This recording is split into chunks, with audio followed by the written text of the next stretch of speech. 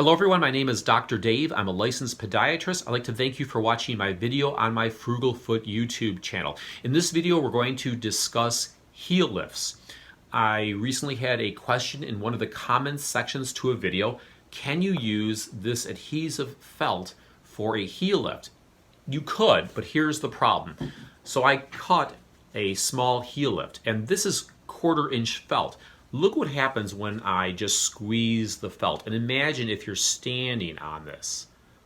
Wow, it really compresses. So a 1/4 inch thickness becomes probably 1/8 inch thickness.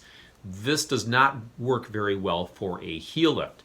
Instead, I oftentimes will recommend patients use a cork material. Now, this particular heel lift, I bought this on Amazon. They're very affordable, and the nice thing about this type of cork lift is that it actually peels apart in 3mm increments. So this is a 9mm lift, and I can peel away different sections like that and actually make the lift, this will come right off, okay? I can actually make my lift different heights. So perhaps you only need a small lift of about 3mm. Well, then this will work.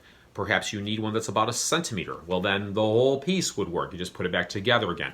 Now, when you use these lifts, the way that I recommend you do it is you actually put them underneath the sock liner or arch support of your shoe. So when you take a shoe apart, inside of it, there is this piece. This is called the sock liner. Now, in more expensive shoes, this sock liner will come out freely.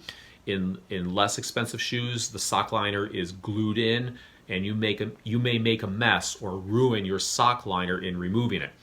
So just be aware of that. And in like my dress shoes, there is no sock liner. But if you do have a sock liner, what you should do is remove the sock liner, put the heel lift in all the way to the bottom, all the way to the back, and then place the sock liner on top of it so that the heel lift isn't moving and you're really standing more on the foam of the liner than the actual lift itself. So how do you know how much lift you need in your shoe? Well, the best way to do this is to see your doctor. You can go to a podiatrist, you can go to your orthopedic surgeon, you can see even a physical therapist a lot of times can check different leg lengths, and they can give you an idea of just how much lift you need to put in your shoe and which shoe it needs to be in. Now, if you're at home and you haven't been to your doctor and you just kind of want to try this at home and see if it might help, one way to check, and this doesn't always work, but one way to check is to actually stand in the mirror with your skivvies on and take your fingers and put them on the top of your hip bones and look in the mirror and see if one finger is higher than the other, and obviously that will tell you which shoe you want to put the lift into to kind of level yourself out. And you can do this, look in the mirror, check it out, put the lift in, and see if it levels it out a little bit.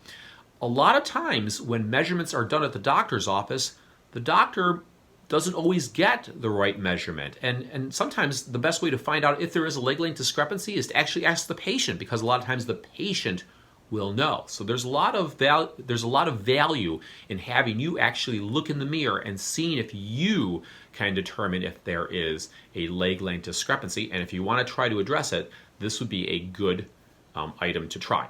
I'll leave links to those below the video and you can check them out yourself. So if you did learn something from this video and you find it informative and valuable, please give it a thumbs up and consider subscribing. I'm Dr. Dave, and I'll see you on my next video.